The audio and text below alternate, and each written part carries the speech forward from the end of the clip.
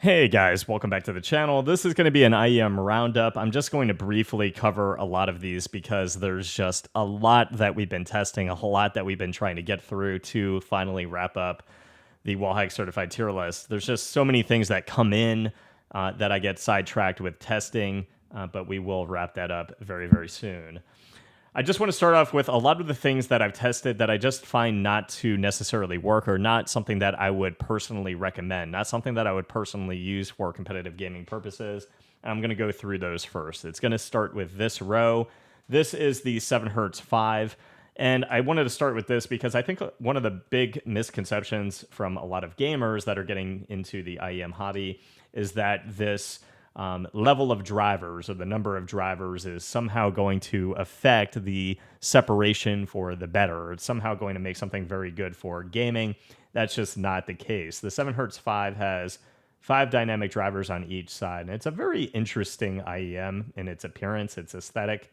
You guys can see the unboxing video I did of these, but it's that like dark blue chassis that is see-through, and you can see all those drivers, which is really cool. It's a little bit on the thinner side in terms of how it would protrude past your ear once you insert the nozzle in your ear canal. And the faceplate is silver, has a kind of like diamond effect and a little bit of gold on there. The IEM, though, with its 5 drivers, the tuning is so bass heavy and the bass is a little bloaty that it just causes such a hit to separation, such a hit to being able to pick up on those more subtle audio cues that are happening around you. Too much so to the extent I wouldn't be able to recommend them for competitive gaming. They're not something that I would use. Therefore, they're not something that I can recommend for that purpose. If you want to check out some music video, audio reviews to see how those fare for music, definitely do that. Again, it's very heavy on the bass, at least in game. Gunshots, grenades, abilities going off, etc. It's just too much.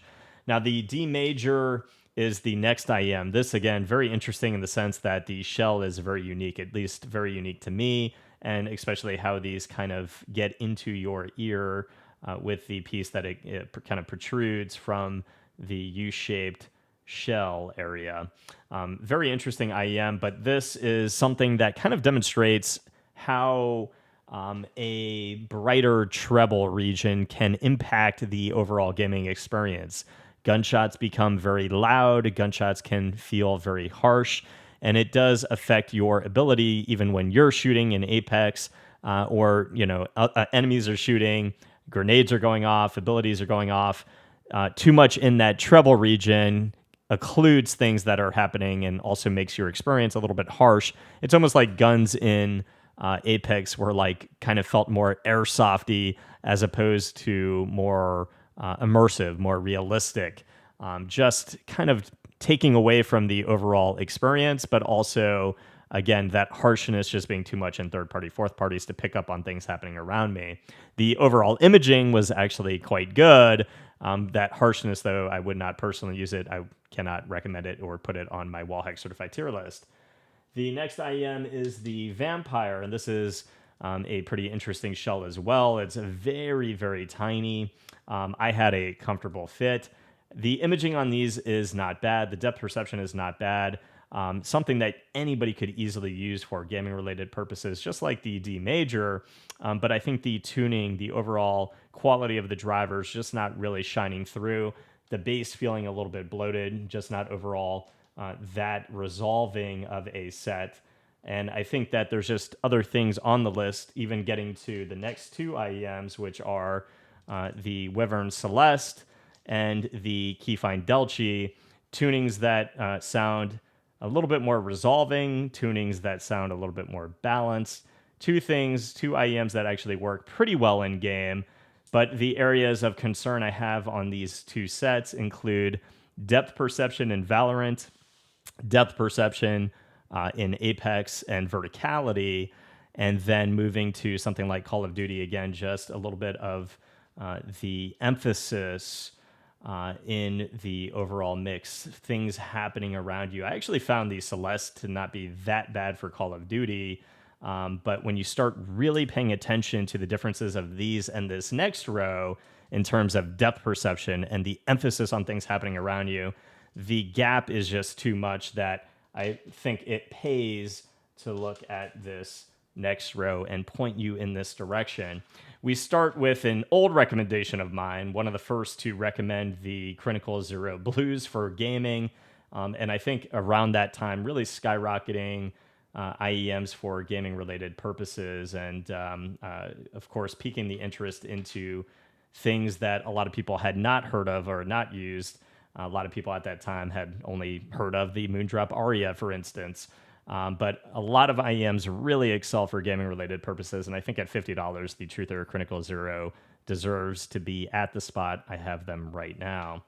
I think each of these IEMs, the Tin Hi-Fi Doodoo, the Titan S2 from Dunu, the P1 Max 2 from Tin Hi-Fi, and the Letshore S08, combat the Critical Zero to an extent.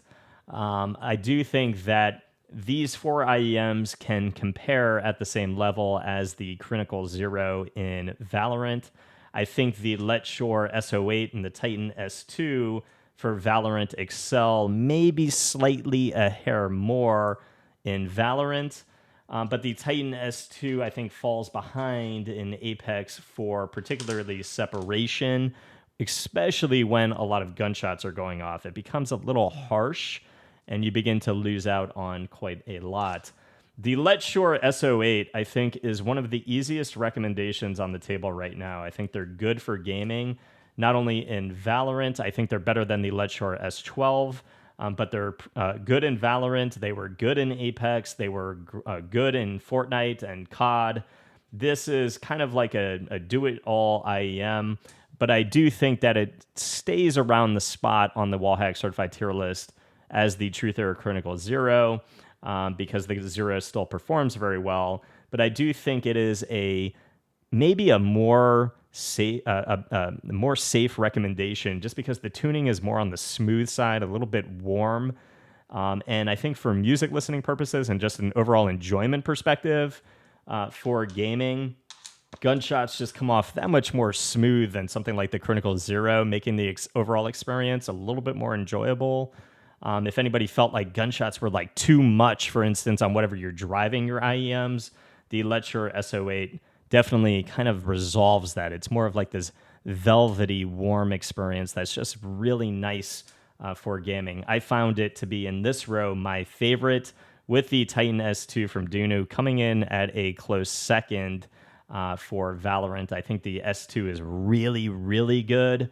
I just don't know that I could really put it higher than the Truther Critical Zero. The S08 maybe comes in a little bit over the Truther Critical Zero, again, just because of its overall tuning and natural propensities towards being a little bit smoother. But again, for gaming performance, I don't know that I can put it any higher than the Truther Critical Zero. When we get to the next row, this becomes a little interesting. I thought the 2 IEMs were going to be really, really spectacular, and I think they are for certain things. So the Oracle MK3 suffers from an issue in-game in some titles where the soundscape becomes a little bit too pushed. Things feel a little bit further away than they should. So the space feels a little bit more open and airy and separated, which is great. But then in Apex, like, some of the audio cues just don't come through with the emphasis that they do on the EM10, or even some of the IEMs in this row, and in Valorant as well. So I think for Apex and Valorant, I would probably put the Oracle MK3 at a B to B minus. Now, for COD, I actually like the Oracle MK3 in COD. And by the way, I think the Oracle MK3, for me, for what I listened to, was just such an enjoyable music listening experience. The bass, when you really listen to like the FIA audio bass on the Oracle MK3 and some of their other sets, I mean, if you listen to a lot of rap like I do, it's just a beautiful kick-ass set that sounds phenomenal. But I don't think it surpasses its bigger brother, the Monarch MK3 in-game. Now, for COD, though, I do give it a solid B. I think it's an IEM that really performs well in the sense of you're still picking up on a lot of the audio cues in COD. But Fortnite, surprisingly, the Oracle MK3, I think is one of the best IEMs that I've listened to in Fortnite. And I think one of the things is with that kind of pushed off effect, a lot of the guns in Fortnite kind of have this like echoey rumble. A lot of the assault rifles, SMGs, even the shotgun kind of has this like long lasting blast. Those things being a little bit pushed off. The separation actually very good in Fortnite. Verticality, depth perception were phenomenal in Fortnite.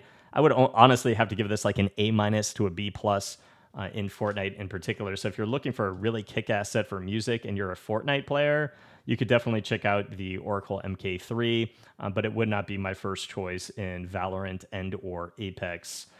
In COD, I think if your like main is COD or Fortnite, and you really want a nice set like the Oracle MK3, you like what you're hearing about it for music listening purposes, definitely check out the Oracle MK3. Now, the Simgot EM10 is an IEM that has definitely grown on me. I'm going to give the Simgot EM10 on my list a solid B+. I think for Apex, it is in a nice spot that I just wish the separation was a little bit better at times to really push it to that A- to B+. I think in Valorant, the IEMs separate, like when you listen to this compared to this row or these IEMs, one of the things you really notice, at least I do very readily, is just how much more precise the read is on exactly where footsteps are around you in this space. When I'm whipping my crosshair around, it's not like, oh, I hear something in this general area. It's, I know exactly where this guy is to my left, or at my 11 o'clock, my 1 o'clock. I know exactly where this audio cue is and how far in front of me, because that depth perception read is that much better on the Simgot EM10 than the other IEMs on the table. Because of that, I definitely put it around an A- to a B+ in Val. But for Call of Duty, I would probably keep it around a B+. For Apex, I'm probably going like B+ to B. So good in COD, good in Apex, good in Val, and it was good in Fortnite. And I did think that it was pretty good in Siege as well. So it's one of those IEMs that, kind of even like the Let's Shore SO8, again, props to the SO8, but two IEMs that actually work very well for a lot of games that I have tested. Again, the Tin Hi-Fi P1 Max, the Titan S2, like everything in this bracket is still very good for gaming. You just have to kind of focus on your price point, kind of see what tuning you would like for music, and make a decision. I do think, though, for competitive gaming purposes, the EM10 has set itself apart from the other things on the table. But again, the price difference, whether or not it's worth it compared to, let's say, the Critical Zero, whether or not that price difference is worth the difference between the SO8, you really have to focus on, am I also going to use this for music, and come to a decision. Again, if your main game is Valorant, I think you'll notice a difference immediately. To me, it's worth that price differential. But again, we do have other things that are even higher than this on the wallhack certified tier list, like the Arete, like the Yanyan Canon 2. So pay attention to the list, because there's a lot of things that affect in those certain titles. I think there are things on the list that are even less expensive than the EM10. The Super Mix 4 from Simgot also kind of competes very, very closely with the EM10 as well for gaming-related purposes. So if this is out of your price range, maybe check out the Super Mix 4 that comes in around $150. But that is going to be it for this one, guys. There were just a lot of things to test. I wish I could go more in depth with a lot of these. I need to get all of these on that wallhack certified tier list and get that out to you guys this week, no matter what. But that is going to be it for this one, guys. I'll see you in the next review. Peace.